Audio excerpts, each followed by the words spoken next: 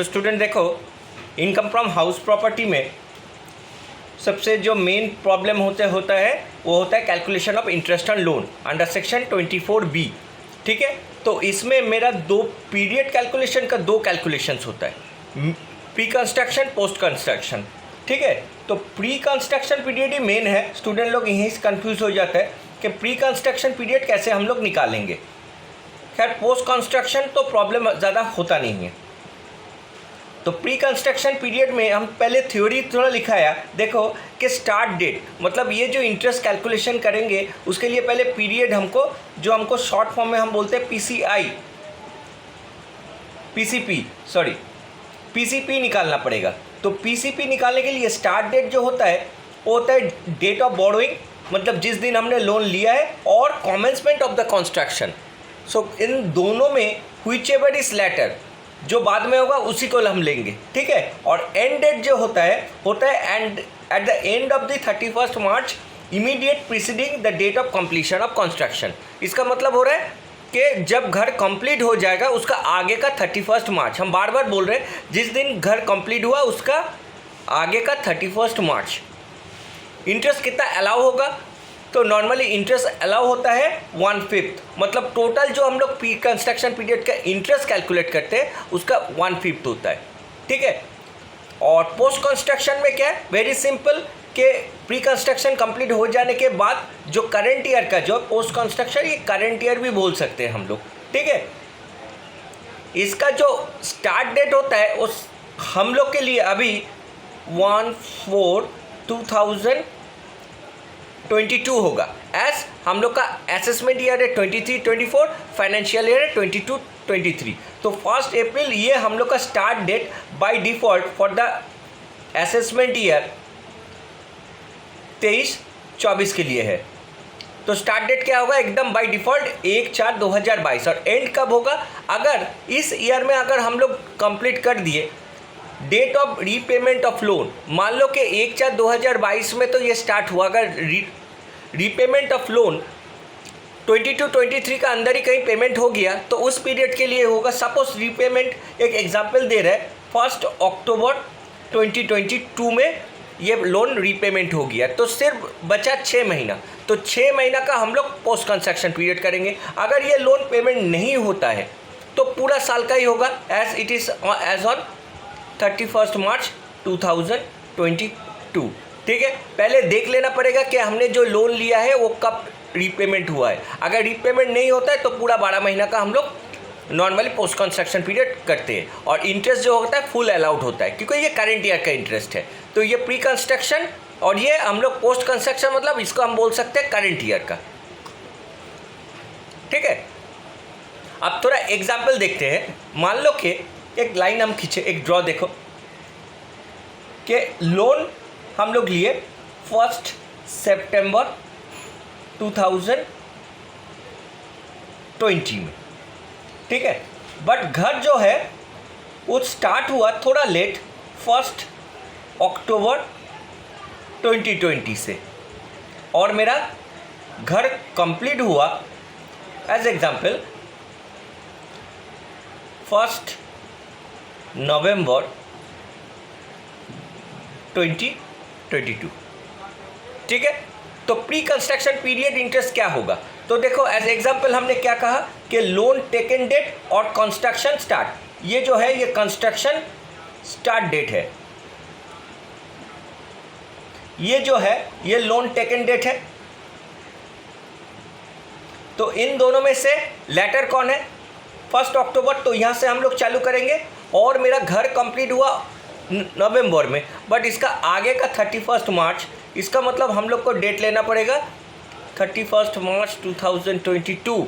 तो मेरा pre construction period interest यहाँ से लेके सिर्फ यहाँ तक 1 सितंबर से लेके 1 अक्टूबर से लेके 31 मार्च जो कि हो रहा है। तो पीसीआई के पहले पीसीपी जो निकलेगा वो है अक्टूबर से लेके मार्च। तो नॉर्मली अगर हम लोग करें तो 1 अक्टूबर से कितना दिन होता है,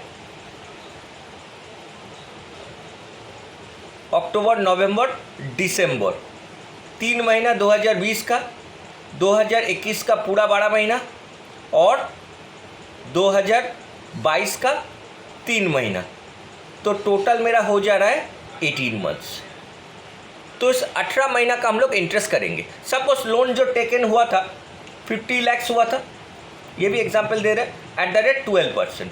तो PCI कितना होगा? तो वेरी सिंपल, 50 लाख, उसका 12%, और कितने महीना का? 18 महीना का, 18/12, ठीक है, जो कि आ रहा है 50 लाख का 12% होता है 6 लाख, 6 लाख, और इसको कैलकुलेशन करके आ रहे हैं 9 lakhs, ठीक है। तो मेरा PCI हो गया, PCP 18 महीना, PCI 9 लाख। तो इंटरेस्ट कितना अलाउ होगा? सो इंटरेस्ट इज अलाउड, हमने क्या कहा, 1/5 ऑफ सच 9 lakhs, तो जो कि हो रहा है 1,80,000। और मान लो कि ये 50 लाख इस साल में रीपेमेंट नहीं हुआ, तो इस 50 लाख का करंट ईयर का जो है पोस्ट कंस्ट्रक्शन हम बोल सकते हैं, उसका सिंपल 50 लाख का ऊपर 12%, जो कि हो रहा है 6 लाख। तो total interest is allowed 6 lakh plus 1,80,000, तो टोटल इंटरेस्ट मेरा होगा 7,80,000, ठीक है। तो ये मेरा सेक्शन 24B में एग्जम्पशन होगा। बट ये अगर लेट आउट प्रॉपर्टी होगा तब जाके तुमको 7,80,000 तुमको एग्जम्पशन मिलेगा। बट अगर ये सेल्फ ऑक्युपाइड प्रॉपर्टी हो गया तो मैक्सिमम लिमिट इसका कितना है कंस्ट्रक्शन के लिए? 2 लाख, ठीक है। तो होप इट इज़ क्लियर कि प्री और पोस्ट में प्रॉब्लम कुछ नहीं है, ठीक है। सिर्फ डेट का वाइज देखना है कि हमने कब लोन लिए और कब कंप्लीट हुआ, उस डेट से लेके कंप्लीशन डेट का आगे का 31 मार्च, जो कि हम लोग PCI निकलेंगे। ये 12 महीना, 14 महीना, 15 महीना, 18 महीना, 20 महीना कुछ भी हो सकता है, और उसका इंटरेस्ट निकालेंगे। और इस इंटरेस्ट का 1/5 24B में हमको एग्जम्पशन मिलेगा along with the current year interest. Current year interest तो इसमें 6 लाख हो ही रहे, तो 6 लाख के साथ ये ऐड हो जाएगा, ठीक है। लेकिन स्टूडेंट लोग दिमाग में रहना पड़ेगा कि अगर ये सेल्फ ऑक्युपाइड प्रॉपर्टी के लिए करेंगे तो ये 7,80,000 होगा नहीं, तो ये मेरा मैक्सिमम लिमिट मेरा 2 लाख है, तो तुम लोग 2 लाख की डिडक्शन कर लेना, ठीक है। और एक चीज़ याद रखो कि ये जो प्री कंस्ट्रक्शन का जो है 2020, सपोज ये बहुत पुराना लोन है और ये 5 साल गुजर गया, मतलब मान लो कि 2020 है, तो इसमें अगर 5 साल ऐड करें तो 2025 तक इसको एग्जम्पशन मिलेगा। ये थोड़ा दिमाग में रखना पड़ेगा। मान लो कि कोई बंदा ने लोन लिया 2015 में, मान लो उसका 5 मतलब 2020, तो 2020 तक मेरा ये एग्जम्पशन मिलेगा। मतलब हम लोग कर रहे हैं तो 22-23, तो उसके लिए वो नहीं मिलेगा। तो ये भी बहुत ज़रूरी है कि you have to see that the construction started और लोन टेकन डेट ज़रूर मेरा 2017 के बाद ही होना चाहिए, क्योंकि हम लोग का असेसमेंट ईयर जो है वो 23-24 है, मेरा फाइनेंशियल ईयर 22-23 है। तो ये 5 साल एक्सपायर ना हो जाए ये देखना पड़ेगा। तो नॉर्मली हम लोग को देखना पड़ेगा कि ये जो लोन है ये ज़रूर 17-18 के बाद ही होना चाहिए, तभी जाके हम लोग को एग्जम्पशन मिलेगा, ठीक है।